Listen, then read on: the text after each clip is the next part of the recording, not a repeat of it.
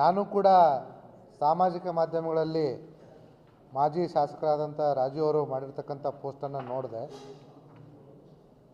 ಅವರು ಜನರನ್ನ ಮೇಲ್ನೋಟಕ್ಕೆ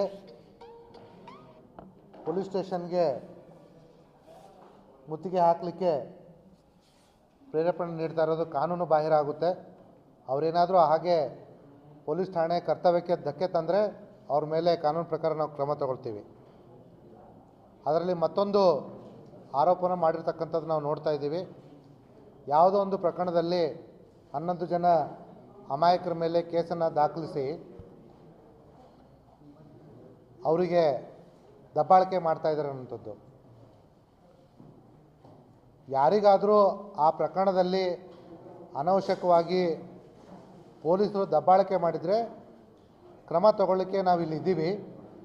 ಅದಕ್ಕೆ ಪೂರಕವಾದ ಸಾಕ್ಷ್ಯಾಧಾರಗಳನ್ನ ನಮಗೆ ಕೊಡಿ ಅಂತ ಹೇಳಿ ನನ್ನ ಜೊತೆ ಅವರು ದೂರವಾಣಿ ಕರೆ ಮಾಡಿದಾಗ ನಾನು ಅವರಿಗೆ ಹೇಳಿದ್ದೀನಿ.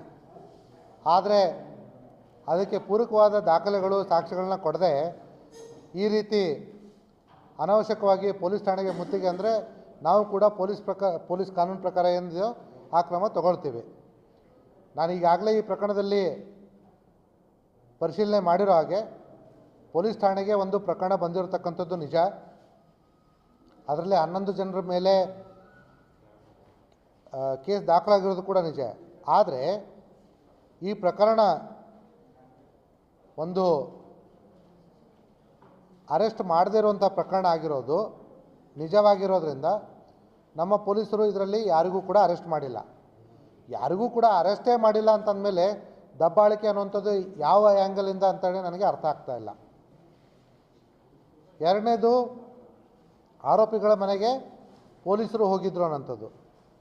ಒಂದು ಪ್ರಕರಣ ಆದಾಗ ತನಿಖಾ ಕಾಲದಲ್ಲಿ ಆರೋಪಿಗಳ ಮನೆಗೆ ಪೊಲೀಸರು ಹೋಗಬಾರ್ದು ಅಂತೇಳಿ ಯಾವ ಕಾನೂನಲ್ಲೂ ಬರೆದಿಲ್ಲ. ಅವರು ಕೂಡ ಪೊಲೀಸರೇ ಆಗಿದ್ದರು. ಸೊ ಅವ್ರು ಏನಾದರೂ ನಮಗೆ ಕಾನೂನು ತೋರಿಸಿದ್ರೆ ಹೋಗಬಾರ್ದು ಅಂತ ಇದ್ದರೆ ನಾವು ನಮ್ಮ ಪೊಲೀಸರ ಮೇಲೆ ಕ್ರಮ ತಗೊಳ್ತೀವಿ. ಈ ರೀತಿ ಅನವಶ್ಯಕವಾಗಿ ಪೊಲೀಸ್ ಠಾಣೆಗೆ ಮುತ್ತಿಗೆ ಅಂಥೇಳಿ ಅವರು ಕರೆ ಕೊಟ್ಟಿರೋದು ತುಂಬ ದುರ್ದೈವದ ಸಂಗತಿ. ಅಲ್ಲಿ ಬಂದು ಪೊಲೀಸ್ ಠಾಣೆಯ ಕರ್ತವ್ಯಕ್ಕೆ ಧಕ್ಕೆ ನೀಡಿದರೆ ಅವ್ರ ಮೇಲೆ ನಾವು ಕ್ರಮ ತಗೊಳ್ತೀವಿ. ನಾಳೆ ಒಂದು ಕೇಸ್